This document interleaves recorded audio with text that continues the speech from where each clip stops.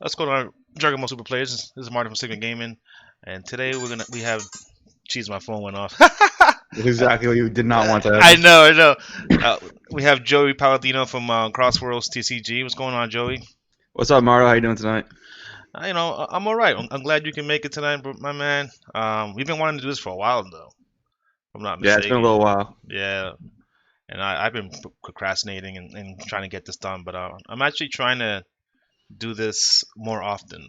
Try to do these podcasts maybe twice or once a week or something like that. With Yeah, the Dragon Ball community definitely needs more podcasts, so that'd be dope. I also want to do commentating too as well. So that's something I'm looking forward to. Looking to doing, and I just got to do it. To be honest, I just got to do it. So Joey, man, let the people know who you are, because I know who you are. I know some of the community might know you, but not everybody. So let them know who you are, man. Totally, yeah. So I run the Crossworld TCG YouTube channel. It's one of the bigger ones in the community. You guys may have heard it. I spam the Facebook group a lot, so you guys have probably scrolled along my stuff. I also run the Crossworld TCG Patreon, which is a bit more of like competitive content. That is where you can donate to the channel, and then you see a little bit more competitive content. I also write articles for free on shenronslayer.com, which is my team, Shenron's Lair. Shout out to them. Love being on Sherman's Lair. Like my team is like my family. So overall, everything I'm doing in Dragon Ball, I absolutely love it. Now you said you're in Shenron's Lane. How many players are in your team? I think we have 16 right now. Holy crap! Yeah, I think it's 16. We have one player in Australia, Oh, and the okay. rest So the you so rest are you all in the guys U.S. you guys are all like globally. Yeah. Okay. I figured it was like a something locally, which I didn't know that there was like a big thing like that. Yeah, only one player outside the U.S. But yeah, the team started on the West Coast, and I actually lived out there for a year, and that's where I met Marcus and some of the other like I guess OG members of the team. And then like I drove 4 hours from where I was living to go to an event by myself just because like I love the game so much. And then I met Marcus and them like I asked like I basically tagged along with them while they got lunch at the event, and then we started talking. And then when I moved back to Boston, which is where I'm from. I live near Marto in the Boston area. Um, yeah, so I've stayed in touch with Marcus and them, and then when they expanded the team, it kind of just made sense for me to join. It was really cool. Now, how long you been in that team? It's actually been a little over a year because I was on the team for last year's nationals, and I joined the team a few months before Nats. So probably a year and a few months now. That's dope, man. Like how many events do you guys go to? So every event, there's at least like two or three guys from Shenron's Lair there. Um, I try and go to like a good majority of the events. I like let's just say like if there's I try and go to at least like 50% of the events throughout the year. With school and like travel money, it can get a little tough. But like we had a few teammates of mine go to Orlando. Like my teammate Tim Palacios got first place in Swiss, so that was pretty sweet. I know a few guys are going to San Diego soon, so we have a few guys go to every single event. Do you know what your teammate was playing in Orlando? Yeah, yeah. My teammate that got first place was playing Mono Red Pan. Mono Red Pan. Now there's different variants to that deck. Like what variant was he playing? Are you allowed to even say that? And Yeah, yeah. The deck list is public too, so it's all out there. But yeah, he was playing Mono Red Pan. This is my teammate Tim, who has been playing Pan. Like he literally played Pan at last year's nationals and got top 16 with it. Or no, sorry, I think top 32. But he top Nats with it last year. Like he's been a Pan player dedicated for like the longest time now. And his most recent build, it's still like Chain Zeno stuff, but it's also featuring familial bonds, so you can play like Digging Deep Vegeta for 2 energy and Burst Tech Gohan for 2 energy, stuff like that. yeah, and I'm pretty sure he's playing the Denial, right, as well. Yeah, I don't think he actually mainboarded it. I could be wrong. I don't remember his list off the top of my head, but there was Denial of Hope was definitely either in his main or side deck. All right, yeah. If you're playing red, like I just feel like you have to play it. It's just like a staple, at least a one of That card's guaranteeing too one of in your insane. deck. That card is Yeah, it's too insane. since it came out, it kind of changes the way I build my decks. Like I don't want to play anything that costs more than 3 energy. Yeah, like playing like a 4 energy win condition right now is really weird. Like me and my team were talking about at all cost Vegeta recently, and at all cost Vegeta, like it used to be so crazy. You're like, give it triple strike, and then like you could play battering laser. Obviously, battering is banned now, but just playing a 4 energy win condition right now feels super weird. Yeah, because like I was trying to do, because you know me, I play androids a lot, and I was trying to play the Super 17, and I'm like, yeah, he has deflect and everything, but the three drop doesn't have deflect, and it's just like Right. it feels so bad when I just paid 3 energies and they go deny. I'm like, oh my god. Yeah, that does not feel good. Especially when like that's your turn to go off, and you're like, and then just it's so free for them. Yeah, Uh, it's really interesting nowadays because like we have all these counterplays, right? And like a deck like Janemba with all the counterplays is super annoying to deal with, but like we don't have a lot of decks anymore that put out a ton of threats in one turn. Like the best thing would be like U6 veggies, but like back in the day, like Storm, you pay 1 energy and you get like, two battle cards essentially. And like I feel like old school Storm wouldn't even care about like all the counterplay stuff. oh hell But no. nowadays like they really neutered all that spam, so a lot different. At most the counterplay would do against Storm was slow them down maybe 2 plays, right? So Yeah, you kill a Bardock, but then like you tap out for it. So if they can keep extending, like you might get punished for tapping out. yeah, so like you spend more resources than they do, to it, yeah, like you said, it definitely it wouldn't hurt them. It'll slow them down a little tad bit, but that's about it. Right. Now, with all the craziness that happened in Orlando, with all the cheater and that stupid top four thing, what's your take on that? It's really tough to say. Like it's always hard. You can never like straight up call someone a cheater, like because you can never prove it. You can never prove intent. I've personally played against Rob at a few tournaments now. Like I played against him at the AirG Invitational. He beat me in Swiss, and then I turned around and beat him in Top Cut. So like we got to know each other pretty well that weekend, and he's a nice guy. I don't peg him as like a cheater. I just think it was a mistake. Like I can attest personally to like playing 9, 10, 11 rounds of cards or of Dragon Ball for whatever. It's like Yeah. you get really really burnt out, and I don't like the way he comboed in that video. Like if you watch the video playback, No, I actually he uh, didn't. I he don't even know combos with like a where to stack of find the cards. video. Yeah, he combos with like a stack in his hand, and it's really weird. But again, like I can attest to like burnout from playing too long, and I feel like it was probably just that. I mean, like I said, I don't think the guy's a cheater just from knowing him the way I do, and yeah, it sucks that it happened, but it is what it is, I guess. I feel like the community was they they came out too strong calling the guy a cheater. Like I don't think that was fair. Yeah, it sucked. I mean, it was an illegal play. I guess you can call it a cheating play, but calling the guy a cheater, like talking about his character like that, it's not quite fair. I agree. Yeah, like it feels something like where this is not his first time.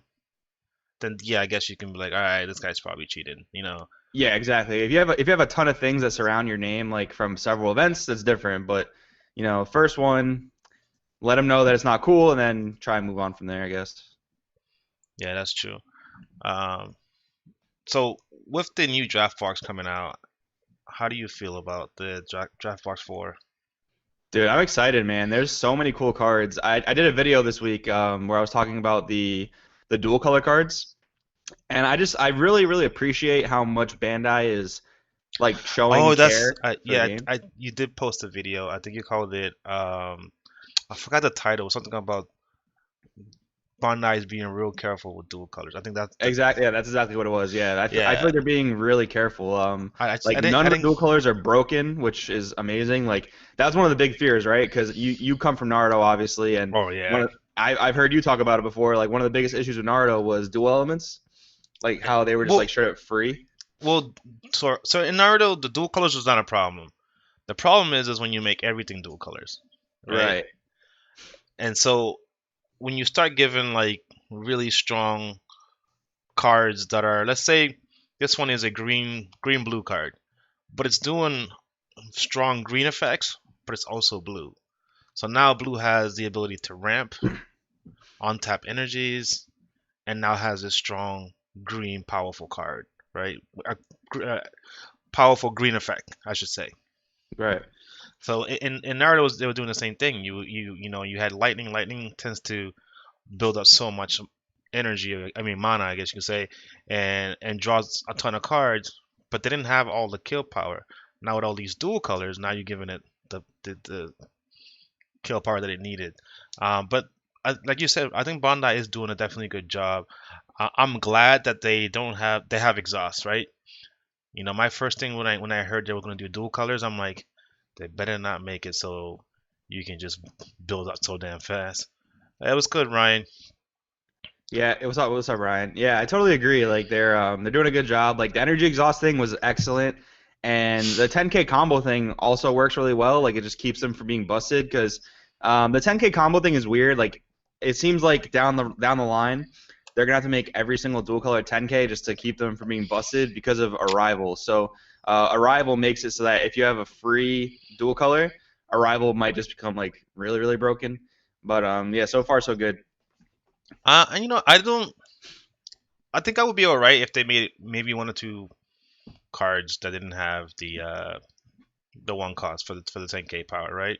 Yeah, I think if they're gonna do something like that, it should be for an archetype. It probably shouldn't be generic because if you have a card that's Or that powerful or and that or generic, or it it, could be or it could be problematic. like a vanilla. Maybe, yeah, maybe. I wouldn't mind a vanilla being a 5K combo power dual color. Um, if you play it, then you're not gonna get an effect out of it. So you're pretty much using it just for the arrival purpose, right? But that would be weird then because if it had energy exhaust on it, then it wouldn't be a vanilla. You know what I mean? That's true. That's true. Well, I mean, I'm not gonna. Let's not use the word vanilla, right? Let's just make it so that's If the if, it- only if it just said energy exhaust. exhaust, Yeah, yeah, I can see that. I can see that. yeah. Like I'm with it. I'm so hip with that. Um, so what's your on this whole cry for Janemba? Like how what do you mean like how people want to ban and stuff? Yes. I think the deck is incredibly annoying, so I'm biased here.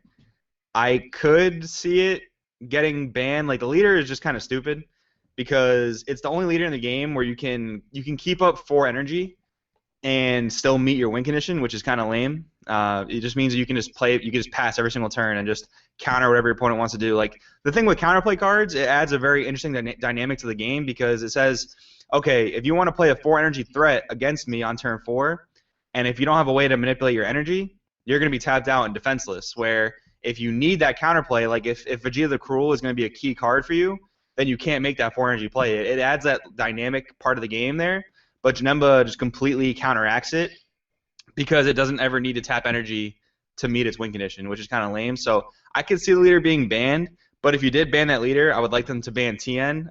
My teammate Trey Faircloth says this all the time, like ban TN, ban Janemba, because TN is just like it makes playing blue decks very difficult, but TN is like a necessary evil if Janemba is gonna exist, in my opinion. I mean, I don't think Janemba is that bad. I don't think it's I Well, don't you think it's a play problem. green androids, and they hate hand control, so you're biased too a little bit. I guess. I mean, I'm not being biased. I'm going from experience, right? But I played mini games, mini card games, and when I see the cry for a card that just mills two, I think it's insane. Like I guess I come from playing Naruto as well, and we have cards like Pakun that says whenever you mill an additional card, and he triggers for himself. So if you keep milling for himself, you know what I mean? Well, we Eh, have things like that too. Like there's other Janembas in the deck that mill you. Their Bojack negate mills you. It's not just the leader, but like the leader is like the whole thing that holds the deck together, right? But the rest of the deck is incredibly annoying. Like you cannot play battle cards without getting counterplayed, especially in the newest version of the deck for the tricolor. yeah, It's incredibly frustrating to play against. but I don't think that's Janemba's fault. I think that's something more like Bondite's fault, right? Because we had an answer to counterplay, and they took it away. Well, it sounds like I'm being like nitpicky and complaining, but minus Killing Zone was not a good card for the game. Like No, no, no. I'm going talking about like um bad ring laser, right? Battering Laser was also kind of stupid. Like it just the issue is just like that Battering and Mira was an incredibly stupid combo. That was really dumb. just because it's like guaranteed damage and no one was a fan of it. Battering against other counterplays like counterplay battle cards, that's not as bad, but then it's like maybe if it was only a counter to counter plays, not a counter to negates, you know what I mean? I mean, yeah, I feel like if you're gonna take something away, give us something back. Like, well, you know what I mean? Like, Yeah, I think in you the future they'll probably print counters to counter plays, but yeah, we gotta just wait for a few sets from now, I guess. yeah. And so that's what's going on right now. Where I think we're in this place where we don't really have the answers to cards that have are we don't have the answers to the answers. You know what I mean? Right, not yet. And I think the counterplay stuff is honestly perfectly fine. It's just I think Janemba is the biggest problem with it because like I said, because it can keep all the energy up and not care. Now I posted in the group like a card that I thought maybe Bondi can make, and it was something around the lines like where it's an extra card that you can only play from your discard pile, and For it's like against if they mill it from you or something. well, no, if it happens to be in your discard pile, you can play. That's the only play. That's the only place you can play this card. You can't play it from your hand. Can't play anywhere else but the discard pile. And there was something around the lines where like it cost you 0 energy. It was a black card, and it moved 5 battle cards from your discard pile to your deck, and that's all it did. And then once that card resolves, it gets removed from the game. Yeah, Not that'd be not great. I mean, not that war, would really but help removed against from the mill. game. So that way you have an answer to the mill. And I thought, Yeah, that'd be really helpful. I mean, they have the combo cards. Like I'm sure you've seen those cards where it's like combo discard and then like you can put three from your drop area back into your deck. my problem with those cards, even and I played it. I have it in my Goku deck. My only issue with those is that I have to discard a card from my hand. Yeah, I was just about to say the same thing. That's a huge problem. It's too neg to really be like that good. But there's something at least. There's something. Yeah, it was just true. I wish the card said, if you move 3 cards to the bottom of your deck, draw one, I'll be all right. And I'm okay with discarding that one card. Yeah, At yeah, least I could say that too as at long least as it you can replaces replace it. it. So, But even if you're not going to replace the card, just make it make it no discard cost. That would have been really good. you think they're gonna make one for like a black one? Because they don't have a black one if I'm not mistaken, right? They Or don't, but they do have that Vegeta counter.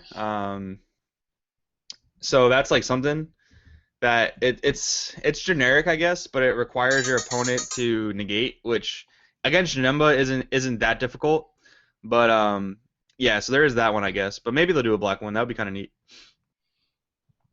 man, I like that card. I haven't really messed around with that card, the Vegeta, right? That's the one you're talking about.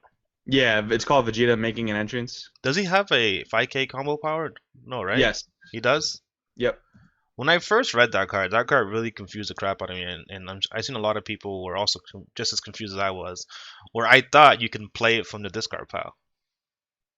No, I didn't ever get that from it. The only thing that's weird about it, it's really nice that it's a 15K combo. It's just that it's pretty rough to only use it in a certain window. Like you have to use it when they negate you, and that means you have to keep energy up, so it can get a little weird. We don't need a defense against mill. We need better players that can win it before getting milled out. Well, it's hard to say that when you play against a really good player controlling the Geneva matchup, right? Or playing the mill deck, and he Yeah, has I he has he mean, has answers to what you're trying to do, or he slows you down. So it's like, hey, look, I can try to bum rush Janemba, but he can slow me down by playing these counterplay cards that I don't have an answer to because there's no real answer to those cards yet. yeah, I mean, I guess we're getting started with the get good scrubs, right? So, like if you look at the format before ARG Invitational, which was what like 3 months ago, like Janemba was killing it recently, or not recently, but during that time, and people were playing like mostly the mono blue, where you just like you could not out combo them because they're gonna play the all the pseudo combos, sensu beans, and things like that. The one card, and I remember this because I did the meta breakdown videos at this time. The one card that Janemba was incredibly afraid of was Gogeta 7, Gogeta Hero Revive. So, like, it's very hard to just, like, straight up beat Mill. Like, it's not easy because of all the defense they have, because of all the combo power they have, the built in leader negate. It's very difficult to just say, like, get good and beat Mill. Like, it's doable. Like Mill doesn't have any auto win matchups, but it's very difficult to beat unless you play something like Gogeta 7, and because like skillless, all the skillless decks started playing Gogeta 7, and that's what really started to destroy Janemba at that time. That's true. Which is, which brings me to this little small thing. How do you feel about cars coming back to the? I remember I talked to you about the shop, but we didn't really get a chance to really talk about it. How do you feel about cars coming off the list? I feel like at some point it'll be fine. Like maybe not right now, but I don't know. Like I'm a firm believer in that. Like Bardock wasn't. Bardock is like a crazy good card. Bardock the Progenitor is insanely good, but I didn't feel like it needed to be banned. Like I feel like that was a little bit overkill because like if you look at the pre-set six format, like ARG Las Vegas of this past year, there like Broly Storm used to be a deck, right? But it was like with Goten banned. And I think with Goten banned, I think like Storm being aggressive but not like that crazy good was fine. So I would like to see Bardock come back, but that's just like a personal thing. I also maybe would like to see Shugesh come back because I thought the card was really cool in like team format. But those are just my opinions, I guess. And I think at some point in the future, cards can definitely come off the list. Yeah, I was thinking, I was looking at the list and I'm like, I think Goten itself can come back. Period. Well, I I don't. think I think you I think one of them has to stay banned. So if you're gonna bring back Bardock, leave Goten or vice versa. I don't I would. think they can I both be would back. never bring back Bardock just for the fact that it might fuck something else in the future. But I don't think a card like Goten is that crazy powerful by itself, standalone. I agree with you. I agree with you. Goten by itself is not that crazy. Like people are like I think I had this conversation with Danny the other day. It was like if you have to tap two for Goten, that card is really bad. Like that card is super bad. And if you have And to like play you still have the Gohan, grandpa to yeah. swap into it, but then at least like you can't really attack with the grandpa, so it's not like that aggressive. You know what I mean? Like you could still play a one energy Goten, but it's not like But that but OP. now you got to play an extra 4 cards just to make that Goten a one cost. Exactly. Yeah. I So mean, you you probably just so play an you entire like height of mastery deck, but like still, like the Goten wouldn't be that crazy. yeah, I don't. I don't think. you used up 8 slots of your deck just to play Goten. Right. So it's something to think about, and I also feel like Cell wasn't a problem at all. And I'm not being biased at all here when it comes to Cell. I wasn't a big fan of Cell. I'm more of a big fan of the Super 17 engine Right. than Cell. But I also felt like Cell wasn't an issue. There's many times where I play games that I Cell change somebody, I still lost. Yeah. No, it definitely happens. And the thing with Cell, like back in set two, set three, which is when I started playing the game, in the beginning, it's incredibly frustrating to go up against Cell Chain because like obviously it reduces your hand to three cards, but as you play the game more, you start to figure out how to play around it. Well, not to mention we have all these counter cards. Yeah, now that was another point I was gonna say. Like with all the counter cards we have now, like maybe it would be okay, I'll be but afraid to play Cell. I'll be like, yo, I have to commit so many cards in my deck just so I can get Denial of Hope. No, no, right, I'm yeah, and not. that I'm would just kind of not. suck. And I'm not doing it. yeah, that would be a thing you have to consider, right? And of course, like there are gonna be instances where you can play the cell because obviously if the opponent wants to make a play, they're gonna have to tap a significant amount of energy. But yeah, it does create like a very interesting dynamic, and I don't know, like maybe three drop cell can slowly come back. Like maybe they can put it to two, then maybe to three. I don't know, but that was definitely a card that not a lot of people liked, and I wasn't necessarily a fan of it. Like I didn't think it was healthy, No, no, no, for sure. I'm but I don't with think it's you. unbeatable. Yeah, I'm with you with that. I don't think the card, even since it came out, I was like, this card's stupid. Yeah, You but it's know. not unbeatable, which is nice. Like it's a lot different than Gogeta 7. Like Gogeta 7, I think is a much bigger problem than Cell. Well, is he a bigger problem than Cell? I think so because of a few things. Like you Well, can't counterplay yeah, Gogeta 7. yeah. Well, I mean you can play Chomp of the Trickster, but there's no way to like prevent it from coming out and ripping your hand apart. That's gonna be guaranteed. And then the barrier, triple strike, deflect, like Yeah, you're all right. those things make him crazy. He has all that, and on top of that, he shuffles your cards back in the deck, where so Exactly. Like at you least can't even against the Cell, use I the can keep like Gao. removal or I can keep like a Mafuba, but I can't do that against Gogeta 7, which is Yeah, stupid. yeah. Mercenary Tower doesn't even affect him. So, Yeah, right. and you know what I thought was really funny with the Cell ban was that they just previewed the Mercenary Tower. Yeah, that was pretty funny. It's really weird how they've done that a few times where they've like they banned like the storm stuff, and they gave us like really good aggro hate, and then they banned like Cell, but they gave us mercenary Tau. Like I don't know, I it's kind of guess weird like I where they're guess coming that's from one sometimes. way of playing the cell is forcing your opponent to tap out and then doing your cell chain. But at that point, they're probably wasting so much cards in their hand that the cell chain isn't worth it if you think Right? about Yeah. it. So I don't know. I'm just reading one of the comments that people are saying on the side. I don't know if you know, but this is live, so you're able to go into the YouTube and see the chat that's going on there. Yeah, yeah, I'm following it. All right, cool, cool.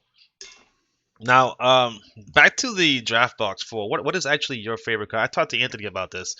So what is your take? What is your favorite card in the draft four box?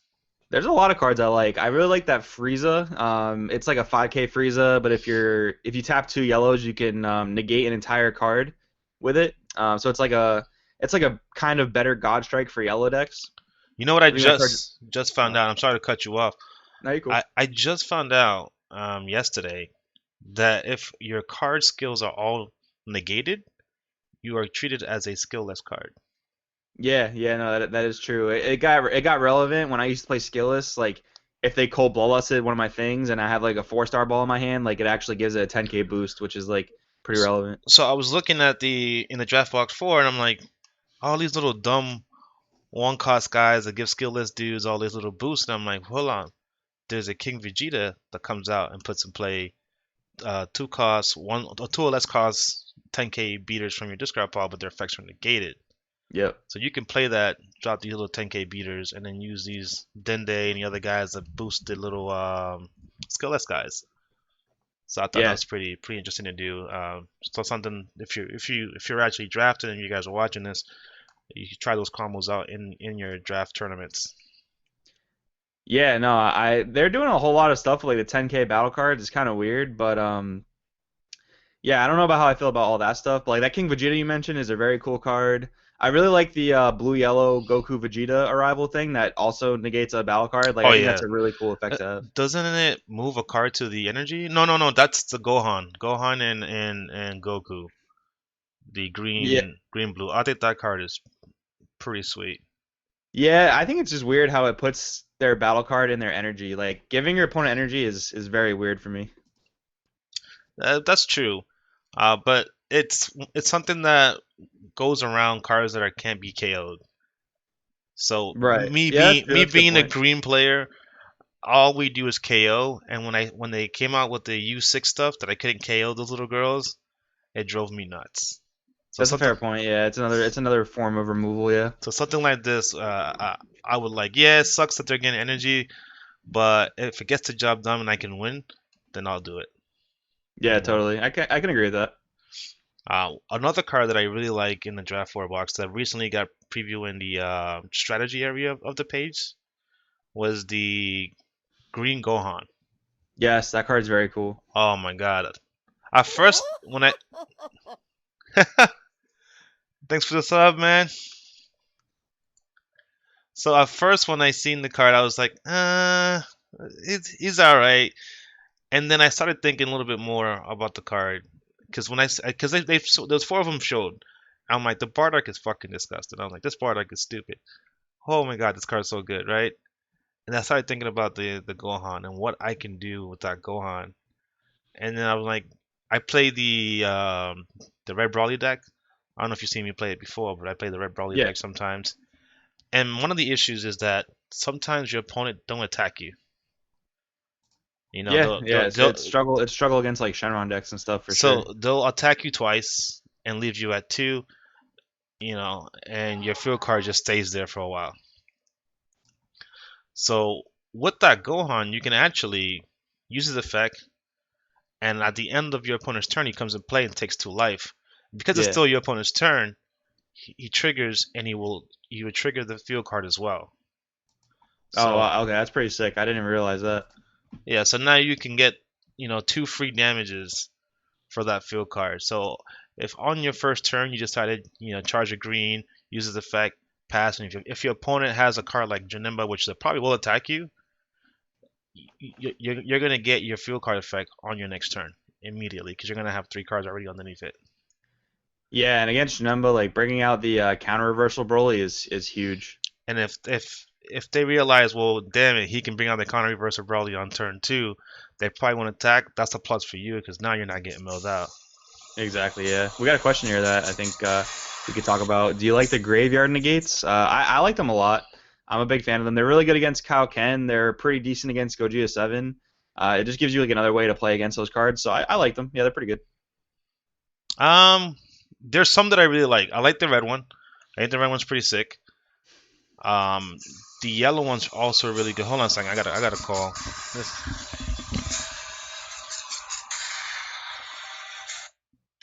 hello. Okay. Technical difficulties. Oh, Give me a second, guys. I gotta open the door. all right. So I'm gonna take the reins of this myself, I guess, for a second. But yeah, no, the graveyard negates are really good. Like I kind of wish they didn't say that they can only be used once per turn because it kind of sucks. Obviously, like you can never play more than like two or probably you can never probably play more than two because if you have multiple of them in your hand, it's just gonna clunk your hand up and you can't use them, which pretty much sucks. And the other issue too is like if you're trying to use it against Gogeta 7, you have to figure out a way to get it into the drop area on your own because obviously they're usually not gonna attack you before they drop Gogeta 7, right? So somehow you have to discard it. And it's really good against Kaioken because if they activate Kaioken's effect to look at your hand and they see a drop area negate, they're going to be like, oh, well, I guess, this is going to be live no matter what. So that's something to look at too. What are you talking about? I was talking more about the drop area negates while you were doing your thing. That's not mine. No, let's talk to Arlen about it. Sorry, repeat that again. My bad, dude. No, it's all good. I was talking about the drop area negates and giving my thoughts on them while you were doing whatever you're doing. Yeah, I had to open the door. Someone ordered food, and they called my phone. I keep getting interrupted. Tell Arlen I said go away. That's Freeman. Oh, what's up, Jesse? No, I actually like the graveyard ones. The one that I don't like is the green one. You would think I'll like the green because it's green, but I hate the fact that it's just the a better version of the first negate in the game that came out for Yeah, full green. power energy. Yeah. I'm like, God damn it! Why couldn't it have been like ignore barrier, right? I'd be That cool would have with been that. actually really cool. Yeah, pop a one drop ignoring barrier. That would have been very good. I'd have been alright with that. I'd have been super happy. Uh, or even bottom deck a card. Something that this game doesn't do too much. Bottom deck guys. Yeah, I kind of wish they didn't make it like a hard once per turn because it means you can't really play more than like two of them. Because if you have multiple in your hand, it's gonna clunk your hand really hard. I tend to like at least try to tech one in most of my decks just in case. You just never know when Yeah, you might come in. one is a really good number for those negates for sure. Now I know the rest of the draft block stuff is gonna come out. So what do you think they're gonna have for the last three colors? Dude, I really hope that for blue, it could be any color, I guess, but I hope that there's a good one drop for U7 Gohan because that leader is super cool. It dies to a lot of negates because like you got a combo from your board and do stuff. But if the deck needs another good one drop to all it has to do is like play it, draw a card. That's all it has to do, and that'd be pretty sick. Oh, but it has to have the word U six. Let's use seven, right? You said. You said did I say U6? Uh, Yeah, I meant no, U7 no, for no, like no. You said U6. I said U6 accidentally. So okay, yeah, you U7 get one to Gohan. it. Yeah, for U7 Gohan. Wow. I've never actually played any of those U7 decks or anything like that. I when I came back into the game was during the Miraculous Rebirth. Is it Miraculous Rebirth? Miraculous Arrival. Arrival, sorry. Yeah. I'm mixing games over here. Is that a Naruto set? Rebirth, something Rebirth for Naruto, but Revenge and Gotcha. Rebirth. There you go. Yeah, no, U7 Gohan is really cool because it draws like it's weird because if you see your one drops, you draw like so many cards. It's really cool. But you can brick obviously by not drawing your one drops because you got a combo from your board to draw cards, and then like Shocking Death Ball and After Image, those cards can really mess with your strategy. So it's really hard to say the deck could be meta, but if it got another good one drop, maybe if it had barrier, maybe if the one drop had barrier, that would actually be super good. What does the leader do? So the leader says when you combo with a Universe 7 battle card from your field, you draw 2 cards. Oh, so it has to be from the field. Now you can do it on either player's turn, or is it only on your turn? No, it has to be on your turn. Has to be on your turn. So it's kind of like a weaker version of Trunks. Yeah, kind of. It draws more cards, but it requires you to, put things on the board so they're susceptible to being like And, counterplayed or and negated and and got rid of. it's not like the other leaders were like tired you to having specific U7 cards alone. Right. No, no. You can play whatever cards in the deck you want, but you need U7s to draw. Yeah, that's the one thing I hate about Kaba. I think Kaba is a great leader, except for that one effect. Yeah, no, that's one thing I don't like about Kaba either. Like Kaba, I love how it draws cards from like tapping battle cards and whatnot, but the fact that you can't really sideboard anything good really really hurts it for me. Yeah, most definitely, most definitely. Jeez. Well, I'm actually gonna cut this one too short because I have some stuff that I gotta take care of. But where can the people find you? Yeah, so you guys can find me at youtube.com/crossworldtcg or patreon.com/crossworldtcg, or you can just, hit me up in the Dragon Ball Super Facebook group. I'm always kind of scrolling through that. So if you need anything, just hit me up. I also have a link on the description with your YouTube channel, so people can just go there. Check the link on the bottom as well. Appreciate Um, it, Marto, and uh, thank you for having me on. you're welcome. I appreciate you for being here, my dude. Especially on short notice as well. Not a problem, bro. Well, everybody, peace out. Later.